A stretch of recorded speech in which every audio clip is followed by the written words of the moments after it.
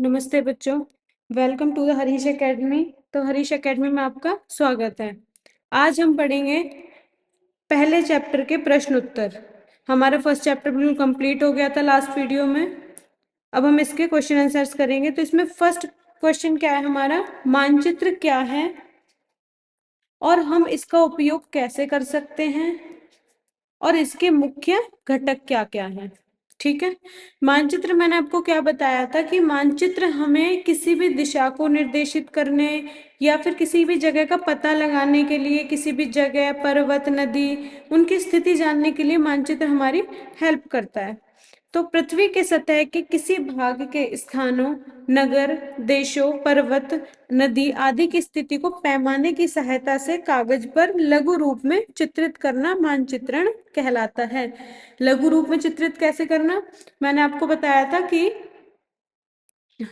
जो स्केल होता है मानचित्र में, साइड में आपके एक स्केल बना के देते हैं इस तरीके से, और उस पर लिख देते हैं कि ये 1 किलोमीटर 500 मीटर में कितना मानेंगे हम, 1000 किलोमीटर वर्ल्ड के मैप में, या फिर अगर हमारी ही कैपिटल या इंडिया का मैप है तो उसमें थोड़ा कम कर देंगे। तो इस तरीके से वहां पर चित्रण किया जाता है इस चीज का। इसका उपयोग किसी स्थान की स्थिति कहाँ है अथवा वहां कैसे पहुंचा जा सकता है। मानचित्र के दाएं कोने के शीर्ष पर स्थित 4 तीरों पर ध्यान दीजिए। मैंने आपको समझाया था ना, 4 तीर ये वाले, इसमें ये थी हमारी ईस्ट, वेस्ट, नॉर्थ और साउथ। मानचित्र के दाएं कोने के शीर्ष पर स्थित 4 तीरों पर ध्यान दीजिए। हम देखेंगे कि वे कैसे कुछ विशिष्ट दिशाओं को अंकित करते हैं, जिससे हम किसी बड़े क्षेत्र या किसी शहर का पता कर सकते हैं। मानचित्र किसी भी क्षेत्र का एक प्रतीकात्मक चित्रण या रेखांकन है। इसके 3 मुख्य घटक होते हैं। क्या क्या घटक होते हैं इसके? दूरी, दिशा और प्रतीक चिन्ह। कुछ सिंबल्स होते हैं ना, मैंने आपको बताया था कि जैसे कहीं पर हम कोई भी हमें ट्री दिखाना है या कोई पेड़ दिखाना है तो हम उसे पेड़ का सिंबल बनाएंगे, कहीं पर ग्रास दिखानी है तो हम उसे घास का सिंबल बना देंगे। ओके। अब है क्वेश्चन नंबर 2, निर्देशांक क्या है?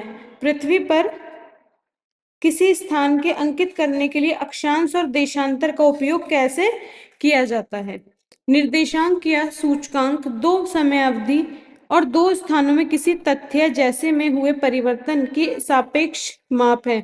यानी कि कहीं हमें दो जगह है उनकी दूरी देखनी है ना, तो हम किसका यूज करेंगे इसमें? हमें निर्देशांक जो होते हैं वो हमारी हेल्प करते हैं।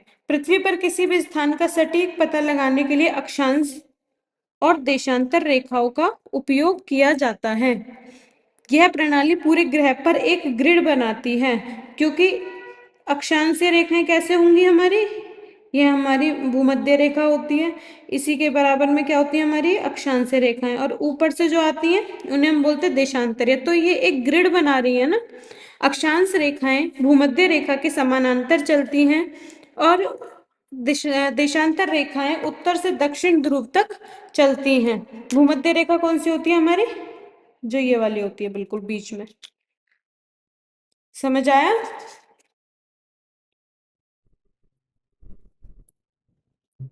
नौ, देशांतर से स्थानीय समय और मानक समय कैसे संबंधित है? मैंने आपको समझाया था स्थानीय समय यानी कि लोकल टाइम और स्टैंडर्ड टाइम के बारे में। स्थानीय समय विशिष्ट स्थान के देशांतर सौर समय पर आधारित होता है और मानक समय औसत सौर समय पर आधारित होता है। यानी कि जो मानक समय होगा वो होता है हमारी कंट्री का स्टैंडर्ड टाइम, और लोकल टाइम किसके हिसाब से होता है कि किस जगह पर कैसे सूरज पहले निकल रहा है या बाद में। ओके। जो विशिष्ट देशांतर पर आमतौर पर 15 डिग्री 1 घंटा का गुणांक होता है। जब हमने देशांतर किए थे, देशांतर रेखाएं इस तरीके से थी, तो हर डिग्री पर जैसे 1 डिग्री बढ़ रहा है तो कितना बढ़ रहा था उसमें? 1 डिग्री के साथ 15 डिग्री के साथ कितना घंटा बढ़ रहा था? 1 घंटा। ठीक है। तो 15 डिग्री बराबर 1 घंटा। ओके। प्रत्येक 15 डिग्री देशांतर 1 घंटे के अंतर निर्देशांक सार्वभौमिक समय का प्रतिनिधित्व करता है। नेक्स्ट क्वेश्चन, जब लंदन में दोपहर 12 बजे का समय होता है तो उसी समय भारत में शाम 5:30 बजते हैं, क्यों? लंदन के समय की तुलना में भारत हमने चैप्टर में क्या पढ़ा था पहले, कि जो लंदन का समय है वहां से, क्योंकि लंदन से होकर निकलती है जो हमारी देशांतर में ग्रीनिच रेखा होती है ना, तो हमारा जो इंडिया भारत का जो समय है वो वहां से 5:30 घंटे आगे है, इसलिए जब लंदन में दोपहर के 12 बजते हैं तब भारत में शाम के 5:30 बजते हैं। हमें मानचित्र में प्रतीक चिन्हों और रंगों की आवश्यकता क्यों होती है? क्योंकि मानचित्र पर विभिन्न वस्तुएं या विभिन्न विभिन्न विशेषताएं जैसे भवन, सड़क, पुल, रोड, रेलवे लाइन, इन सब का वास्तविक आकार और माप खींचना संभव नहीं है। यानी कि अगर हम मानचित्र पर ऐसे रेल लाइन बनाने लगे या सड़कें बनाने लगे तो वो तो बहुत बड़ा हो जाएगा, इसलिए हमें उसमें किसमें छोटी जगह में उसे दर्शाना होता है, ठीक है। उससे क्या होता है कि हमें सारी चीजों का पता भी लग जाता है कि यहाँ से ये सड़क निकल रही है या फिर यहाँ से ये वाला हाईवे निकल रहा है, तो इसलिए हम क्या करेंगे, कुछ प्रतीक चिन्हों का यूज करते हैं। स्थानीय समय और मानक समय के बीच क्या अंतर होता है? समूह में चर्चा कीजिए और फिर प्रत्येक, ये रहेगा आपका होमवर्क, ये आपको खुद से ट्राई करना है, ठीक है। इसमें क्या करना है, हमें समूह में चर्चा कीजिए यानी कि ग्रुप बनाना है, उसमें इसके बारे में आपस में बात करनी है। फिर प्रत्येक समूह 100 से 150 शब्दों तक का एक उत्तर लिखे, उत्तरों की तुलना कीजिए। यानी कि आपको क्या करना है, आपको अपने ये आंसर्स लिख लिख के हमें भेजने हैं, ओके।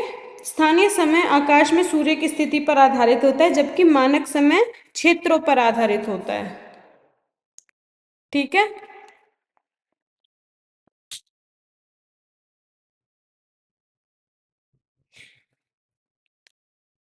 स्थानीय समय प्रत्येक 15 डिग्री देशांतर पर बदलता रहता है, जबकि मानक समय किसी निश्चित समय क्षेत्र में एक समान रहता है। अब देखो, कुछ हमें क्वेश्चंस दिए गए हैं जिनमें हमें सही या गलत बताना है, और अगर वो चीज गलत है तो क्यों है, ठीक है। तो देखो, पहला क्या है, अक्षांशों के सभी समांतरों की लंबाई समान होती है, यह कथन गलत है। अक्षांशों के सभी समानांतर की लंबाई भूमध्य रेखा पर सबसे बड़ी होती है, क्योंकि अक्षांशों के समान अगर देखो, जैसे मान लीजिए छोटा सा यहीं पे बना लेते हैं एक सर्कल,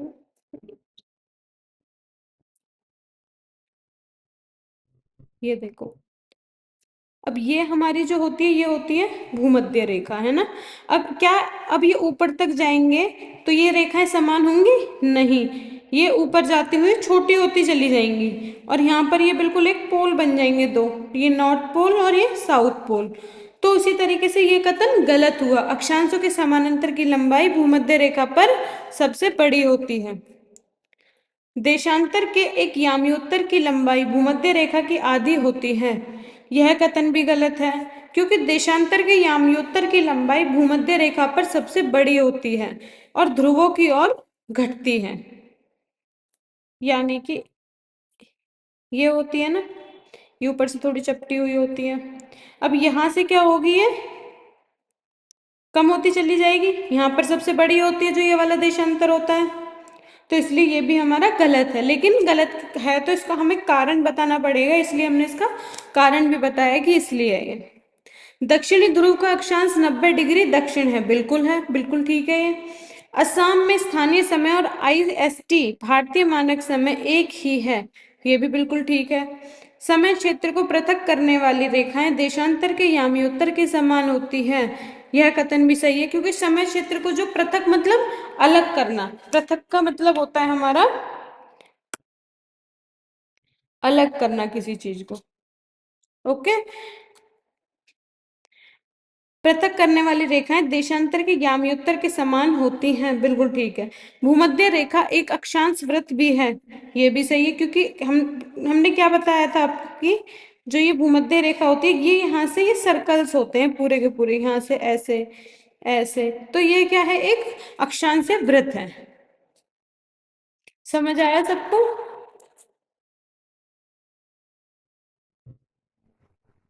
तो ठीक है बच्चों, आज के लिए इतना ही करेंगे, अब हम अपनी नेक्स्ट वीडियो में करेंगे नेक्स्ट चैप्टर स्टार्ट। तब तक के लिए bye, have a nice day.